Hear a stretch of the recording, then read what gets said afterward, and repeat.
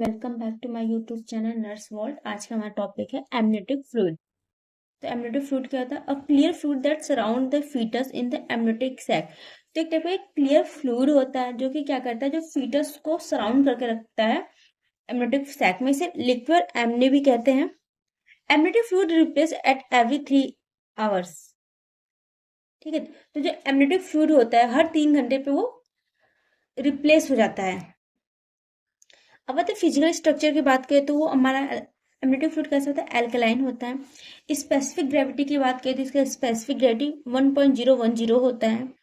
ठीक है, अगर इसका कलर देखें तो अगर अर्ली प्रेगनेंसी, जब प्रेगनेंसी की स्टार्टिंग में इसका कलर जो होता है वो क्लियर होता है। मिड प्रेगनेंसी में इसका कलर जो होता है येलोविश कलर का हो जाता है ड्यू टू बाइल पिगमेंट की वजह से। फिर लेट प्रेगनेंसी में इसका कलर जो होता है वो कलरलेस हो जाता है। तो अर्ली में कैसा था, क्लियर रहता है। मिड में कैसा था, येलोविश रहता है। लेट में क्या होता है, कलरलेस हो जाता है। आते हैं कंपोजिशन की बात। तो कंपोजिशन की बात करें तो जो ये होता है एमनियोटिक फ्लूइड, जो 98 से 99% जो होता है वो सब वाटर होता है उसमें, और जो 1 से 2% होता है वो सॉलिड होता है। तो सॉलिड में भी हमारा इनऑर्गेनिक, ऑर्गेनिक और अदर्स होंगे। तो अगर ऑर्गेनिक की बात करें तो ऑर्गेनिक में प्रोटीन होगा जो कि हमारा 0.3% होता है। ग्लूकोज जो कि 20 mg% होता है। यूरिक एसिड 4 mg% रहेगा। क्रेटिनिन 2 mg% रहेगा। यूरिया 30 mg% रहेगा। टोटल लिपिड 50 mg% रहेगा। तो टोटल अगर देखा ऑर्गेनिक में क्या था, प्रोटीन रहेगा, ग्लूकोज रहेगा, यूरिक एसिड रहता है, क्रेटिनिन रहता है, यूरिया रहता है, टोटल लिपिड रहते हैं। इसके अलावा हॉर्मोन्स भी होते हैं। हॉर्मोन्स कितने होते हैं? 3 हॉर्मोन्स होते हैं। इंसुलिन रहता है, रेनिन रहता है, प्रोलैक्टिन रहता है। ये हो गया हमारा ऑर्गेनिक में। इनऑर्गेनिक में बात करें तो हमारे सोडियम, पोटेशियम और क्लोरीन होते हैं। इसके बाद अदर्स की बात करें तो अदर्स में हमारे लेनुगो रहते हैं, स्किन सेल्स रहेंगे, वर्निक्स रहेगा, एमनियोटिक सेल्स पाए जाते हैं। तो ये हो गया हमारा कंपोजिशन की बात करें।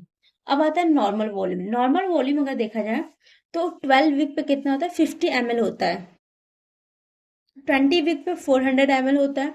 36 से 38 वीक पे 800 to 1000 ml हो जाता है। एट टर्म पे 800 to 1200 ml रहता है। 43 वीक पे ये 200 ml हो जाता है। फीटल डेली यूरिन आउटपुट, जो फीटल का डेली यूरिन आउटपुट कितना होता है? 400 to 1200 ml रहता है। तो फीटल डेली यूरिन आउटपुट कितना रहता है? 400 to 1200 ml रहता है। फीटल स्वेलो डेली, जो स्वेलो करता है कितना डेली करता है? 200 to 500 ml liquid after 16 week.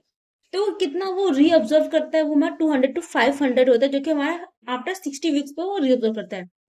इसके बाद आता है हमारा फंक्शंस की बात करें तो इसका फंक्शन पहले हम प्रेगनेंसी में देखते हैं। प्रेगनेंसी के टाइम इसका function act as a shock absorber. तो एक क्या ऐसा काम करता है? एक शॉक एब्जॉर्वर का काम करता है। कोई भी इंजरी वगैरह से उसे प्रोटेक्ट करता है। इसके अलावा मेंटेनेंस ऑफ ऑप्टिमम टेम्परेचर, वो टेम्परेचर को मेंटेन करके रखता है।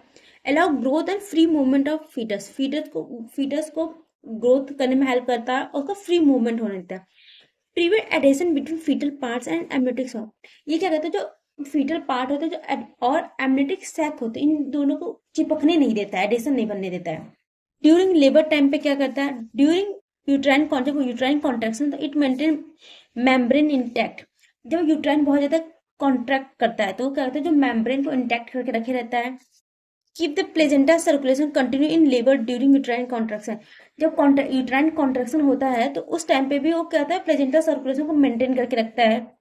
Prevent infection of foetus from uterine cavity by aseptic and bacteria. और ये यूट्राइन कैविटी को, फीटस को प्रोटेक्ट करके रखता है यूट्राइन कैविटी से। वहां पर कोई एसेप्टिक प्रोसीजर फिर बैक्टीरिया इन्फेक्शन उसको प्रोटेक्ट करके रखता है।